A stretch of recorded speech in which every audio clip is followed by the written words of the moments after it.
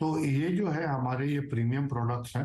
जैसे आप देखेंगे कि पैसेंजर कार में जो हमने टायर लॉन्च किया है, ranger HPE, high performance for electric vehicles ranger, ये 15 इंच से लेके 18 इंच के साइजेस में है।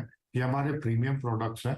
और प्रीमियम प्रोडक्ट्स में हम हमेशा अपनी प्राइसिंग को कॉम्पिटिटिव रखते हुए भी उसमें एक अच्छी हमारी मार्जिन आती है। तो हम यही उम्मीद करते हैं कि ये जो ट्रक, ये जब टायर्स जब गाड़ियों में यूज करेंगे, कस्टमर्स डेफिनेटली इनको पसंद करेंगे, इनका परफॉर्मेंस अच्छा रहेगा।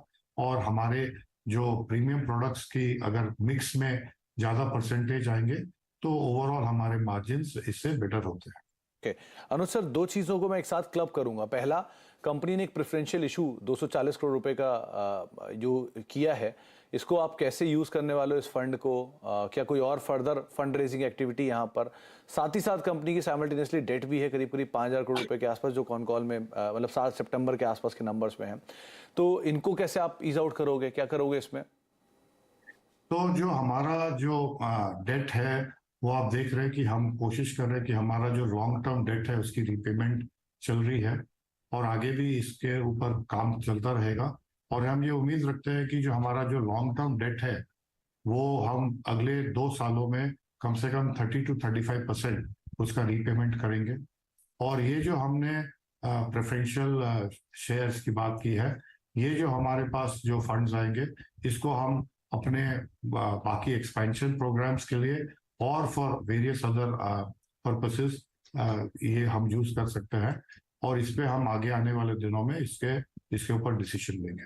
ओके एक सर लास्ट सवाल आपसे, स्पेशली बजट को लेकर कि बड़ा इवेंट अभी होकर गया है, कुछ उम्मीदें जो आपने रखी हो जो नहीं पूरी हुई हो, या कुछ आपके लिए हुआ हो, क्योंकि इंफ्रास्ट्रक्चर पे एक मेगा एक्सपेंस है और इस तरह के एक्सपेंडिचर अगर होते हैं तो वो ऑटो एंसिलरी स्पेस के ऊपर भी काफ़ी इम्पैक्ट करते हैं।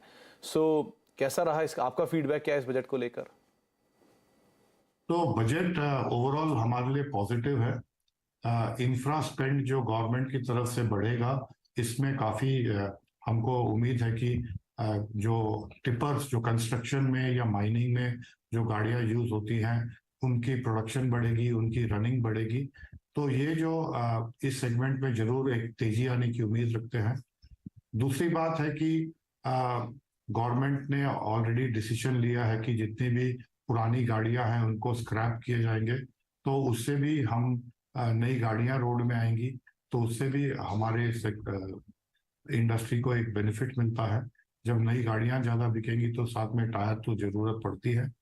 और तीसरा है कि एक लिक्विडिटी जो है, जिससे कि हमारा रूरल डिमांड पिकअप करेगा, specially in the 2 wheeler 3 wheeler segment में हम उम्मीद रखते हैं कि इससे एक और तेजी आएगी और वहां पे भी डिमांड बढ़ेगी। तो ओवरऑल हम देख रहे हैं कि जितने भी की अनाउंसमेंट्स हुए हैं, ये हमारे लिए काफी फेवरेबल है।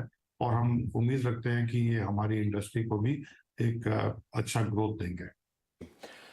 अनुज सर, बहुत बहुत शुक्रिया अपना समय हमें देने के लिए, हमसे बातचीत करने के लिए, डिटेल डिस्कशन करने के लिए, नंबर्स को लेकर, एक्सपेंशन प्लान्स को लेकर, और अपना समय हमें देने के लिए, हमसे चर्चा करने के लिए बहुत बहुत शुक्रिया सर। Thank you.